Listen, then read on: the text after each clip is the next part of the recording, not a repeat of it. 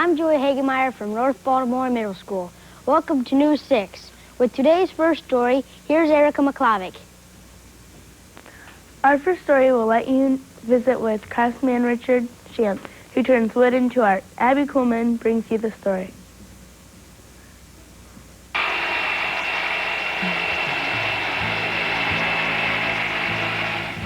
Richard Shamp takes the chip off the old block and turns it into a beautiful work of art. How did you get into woodworking?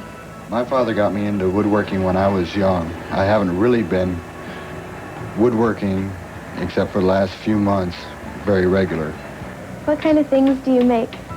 I make a variety of things. I make racks for VCR tapes. I do shadow boxes, towel racks, paper towel holders, shelves. Shelves are my specialty. I make piggy banks. Those are a lot of fun. And just about anything I can pick up out of a magazine or a woodworking catalog. Which piece do you enjoy making the most? Probably enjoy making shelves the most because I have the most freedom with them. I can make them different sizes, different styles, use them as combination coat racks, shelves. There's just endless possibilities with them. Do you sell the things you make? I sell a few things. The wife takes some to work with her and sells them to her friends. I sell a few things to acquaintances and relatives. Got Christmas coming up, so I'm going to be making a lot of stuff to give away as presents. We'll drill a couple holes for you.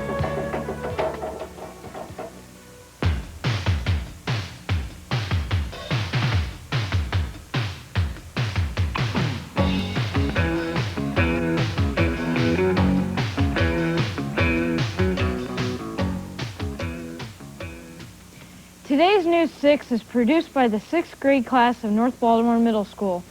The school is located in North Baltimore, which is about 7 miles north of Findlay.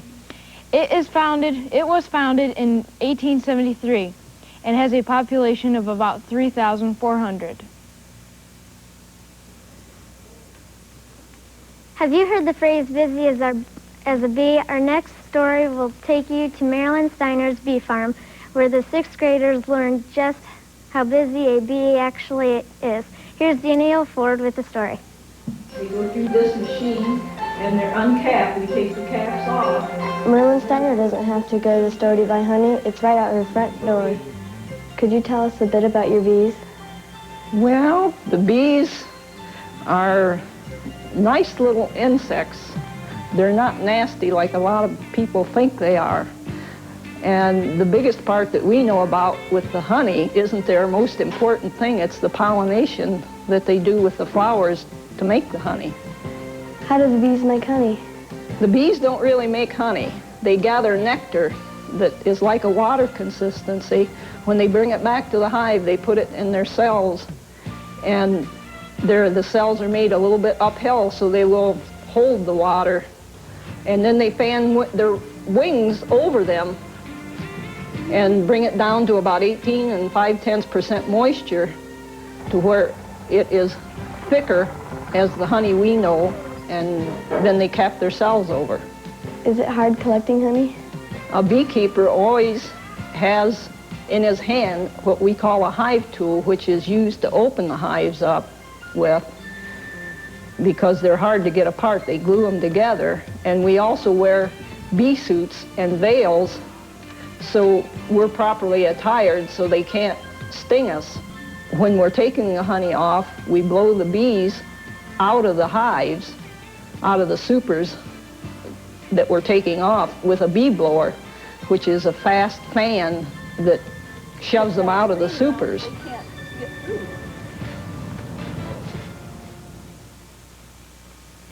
Every kid has a dream of what they want to be when they grow up. This week, News 6 asked the 6th graders about their dreams. Here's what we found out. Hi, I'm Scott Williams reporting for Kids View. Today's question is, what would you like to be when you grow up and why? When I grow up, I'd like to be a nurse because I like to help people when they're sick. I'd like to be a lawyer so I can make a lot of money. I'd like to be a teacher when I grow up because I would like to help children.